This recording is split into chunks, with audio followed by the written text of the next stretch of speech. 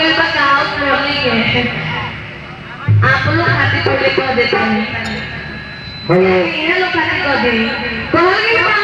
क्यों तो हर किसी की जिंदगी में कभी खुशी तो कभी गम होते हैं कहते हैं कि क्यों तो हर किसी की जिंदगी में कभी खुशी तो कभी गम होते हैं और तालियां वही बजाते हैं जिनके बाजुओं में देख पर मीठा मीठा ताली बजाएंगे आप लोग अरोड़ा संपत्ति कहे की बात चाचा जी लोग कहो की बात नहीं कि भोजपुरी में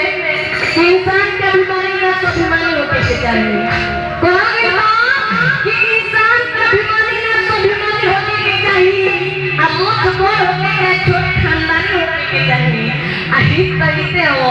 हित कहते दुश्मनों के भी ज्ञानी होने के चाहिए अब कोनो महफिल में ताली होने के चाहिए कलकार की तरह से एनर्जी मिलेगा तो नहीं तो मैं ताली बजाते आप लोग प्रेस में शेरों की भोट भोट तोहरी मदीना हल्ला तू खइले हो वरी बसलाही ऐसे तो बुझा लगे मोछन मारता है लोग सब ताली नहीं बजाओ ये जहाँ तक धारा उतारत है ताली बजाओ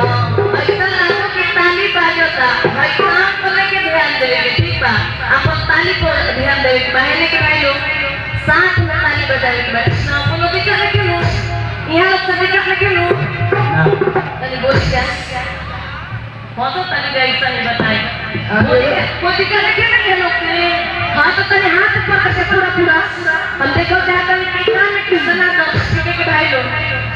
सब ठीक रहा है तो बूढ़ी के दिक्कत ना तो हमारे ना ना ऐसा हो जाता है गर्लफ्रेंड से बात करेंगे तो कितना बात होता है बाकी माई के दरबार में ताली बजाने के तो हाथ पकड़ ले मत बाबा पहले हाथ पकड़ ले कालू का बात हाथ पकड़ के और माई बैठ जाती